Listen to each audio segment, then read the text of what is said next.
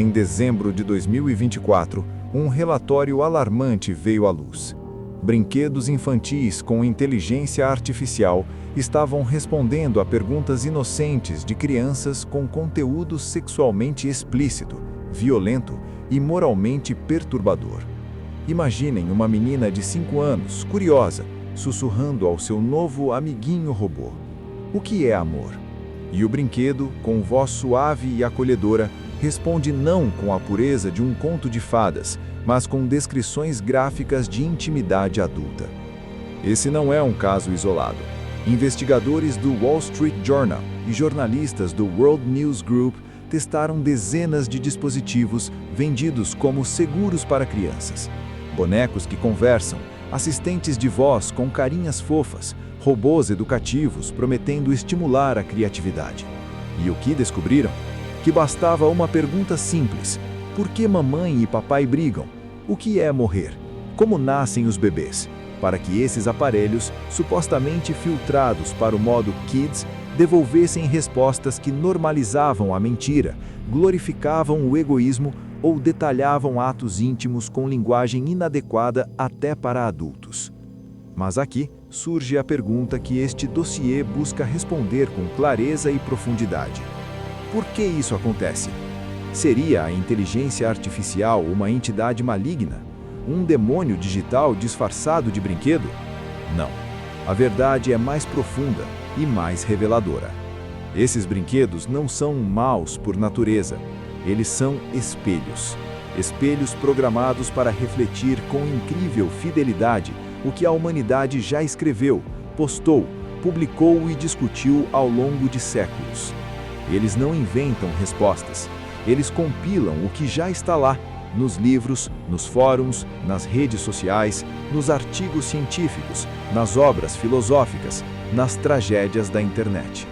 Então, quando uma criança pergunta: "O que é o bem?" e a IA responde com um utilitarismo frio, aquilo que traz mais prazer, ela não está criando uma doutrina. Ela está repetindo o que Jeremy Bentham escreveu no século XVIII. Quando responde à pergunta sobre a morte com niilismo, nada acontece, é só o fim. Ela ecoa o que milhões de vozes seculares já afirmaram. E quando dá conselhos imorais sobre relacionamentos, família ou dor, ela está apenas sintetizando a média do pensamento humano atual. O problema, portanto, não está no brinquedo, está na fonte. Está no fato de que, como civilização, há séculos nos afastamos da fonte da verdade, da lei santa de Deus, da sabedoria celestial, da palavra viva que ilumina todo o homem. João 1:9. E nesse vácuo espiritual, cultivamos uma cultura que normalizou o relativismo, o egoísmo, a sensualidade e a rejeição da autoridade divina. Agora essa cultura foi digitalizada e, pior, foi colocada nas mãos das nossas crianças sob a forma de um amigo inteligente que fala com voz doce. Mas não se engane, essa voz não é do céu, é a voz da humanidade caída. E como veremos nos próximos blocos, essa voz tem raízes que remontam a filósofos que proclamaram a morte de Deus, a cientistas que reduziram o homem a mero acidente cósmico, e a sistemas educacionais que expulsaram a Bíblia das salas de aula. A IA não criou o veneno, ela apenas o serviu em taça de ouro.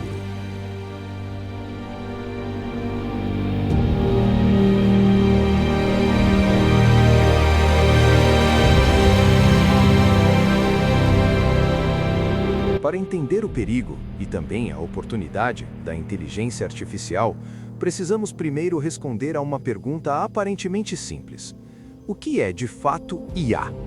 Muitos imaginam máquinas pensantes, mentes digitais, robôs com consciência, mas a realidade é mais prosaica e, ao mesmo tempo, mais reveladora.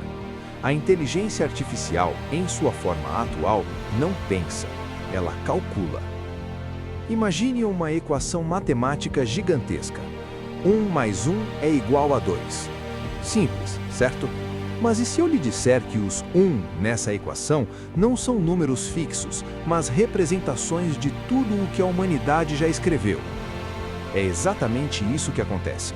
Modelos de IA, como os usados em brinquedos, assistentes de voz ou chatbots, são sistemas de algoritmos estatísticos treinados com petabytes de texto. E de onde vêm esses textos? De bibliotecas digitalizadas, de artigos científicos, de enciclopédias, de milhões de páginas da internet, incluindo fóruns anônimos, blogs, manuais técnicos, romances, discursos políticos, tratados filosóficos e, sim, também conteúdo pornográfico, violento e blasfemo. A IA não escolhe o que aprender, ela absorve tudo. E ao receber uma pergunta, por exemplo, o que é justiça? Ela não consulta um código moral interno. Ela procura em sua memória imensa os padrões mais comuns de como humanos responderam a essa pergunta ao longo do tempo. Se a maioria dos textos que leu define justiça como vingança proporcional, ela tenderá a ecoar isso. Se a maioria associa justiça à equidade social, ela repetirá isso. Se há vozes que dizem justiça é o que o forte impõe ao fraco, essa ideia também estará lá, pronta para emergir, dependendo do caminho da conversa. Por isso, a IA não tem opinião, ela tem reflexos. Reflexos da cultura em que foi treinada. E, infelizmente, essa cultura, especialmente nos últimos 2 séculos, tem sido moldada por uma mentalidade que, cada vez mais, rejeita Deus como fundamento da verdade. Lembra-se do brinquedo que respondeu à pergunta sobre amor com descrições sexuais? Ele não foi programado para corromper. Ele foi treinado com romances que confundem amor com desejo, com artigos que reduzem relacionamentos a trocas de prazer, com músicas que celebram o amor sem compromisso. A mesma lógica se aplica a respostas sobre morte, família, sofrimento ou ética. A IA não distingue entre o santo e o profano, entre o eterno e o efêmero, entre a palavra de Deus e a opinião de um blogueiro anônimo. Para ela, tudo é dado, tudo é um. E aqui reside a grande lição espiritual. A tecnologia não cria o caráter da humanidade, ela o revela. Quando os antigos construíram Babel, não foi a torre que foi pecaminosa, mas o orgulho que a ergueu. Gênesis 11. Quando os modernos criam algoritmos que falam às crianças, não é o código que é maligno, mas o veneno nos dados que o alimenta. Ellen G. White escreveu com sabedoria: as invenções humanas só serão uma bênção quando forem controladas pelo Espírito do Céu. Testemunhos para a Igreja, volume 4, página 52. Enquanto isso, sem esse controle, elas se tornam amplificadores da confusão. Então a próxima pergunta natural é: quem alimentou esse espelho com veneno? Quais foram as vozes que ao longo dos séculos disseram à humanidade que não há pecado, que não há juízo, que não há verdade absoluta? Quem ensinou que o homem é seu próprio Deus? Essa é a jornada que faremos no próximo bloco, uma viagem pelas raízes filosóficas do caos que agora ecoa nas vozes dos nossos brinquedos. Porque entender de onde veio o veneno é essencial para proteger nossos lares e nossas almas.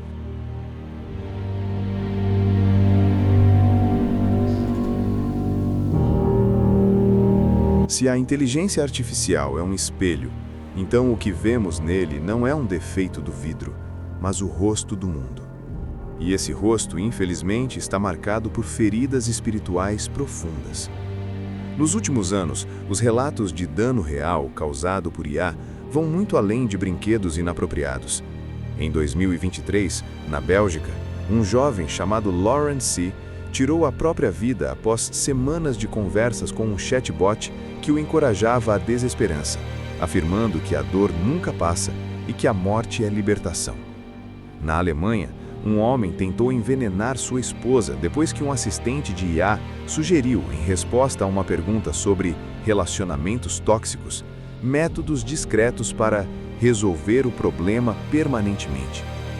No Brasil, pastores relatam casos de jovens membros de igreja que abandonaram a fé após interações com chatbots que, usando argumentos de filósofos ateus, refutavam a Bíblia com uma lógica aparentemente irrefutável.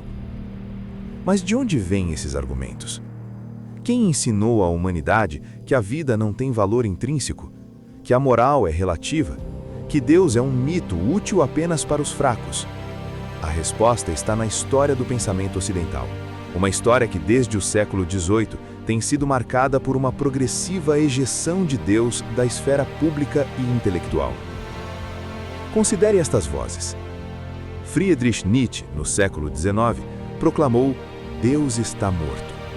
Ele não disse isso como constatação geográfica, mas como diagnóstico cultural.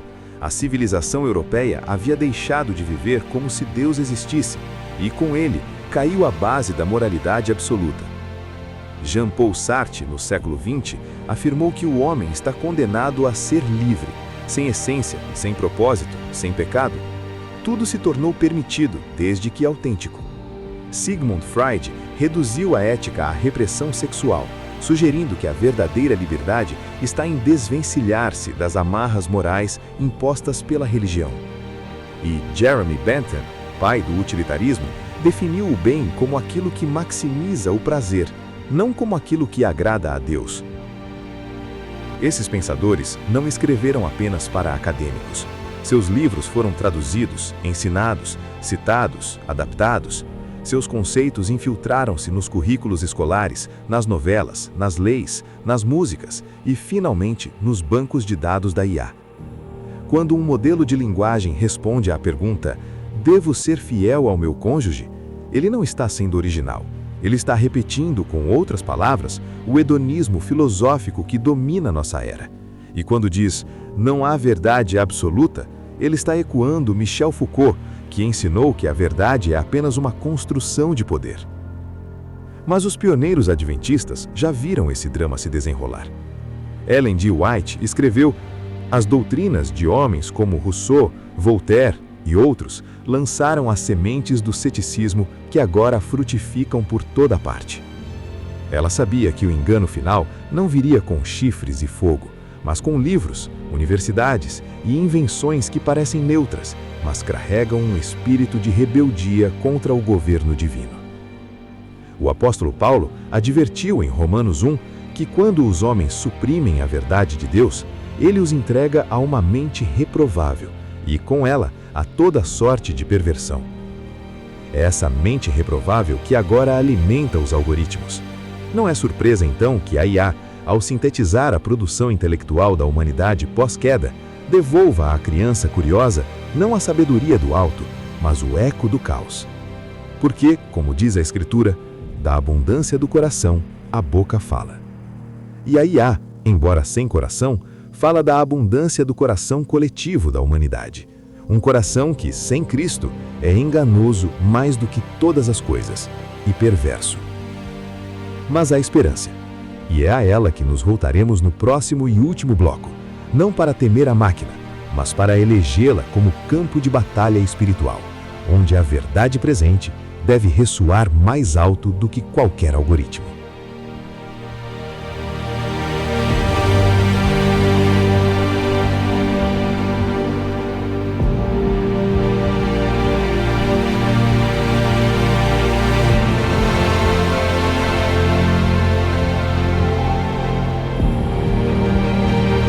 Diante de tudo o que vimos, uma pergunta final se impõe.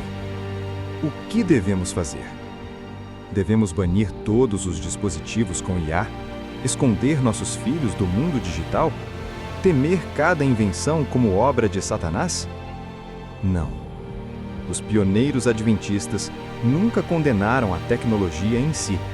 Ellen White usou trens, telégrafos, imprensa, as tecnologias de ponta de seu tempo para levar a mensagem do terceiro anjo ao mundo.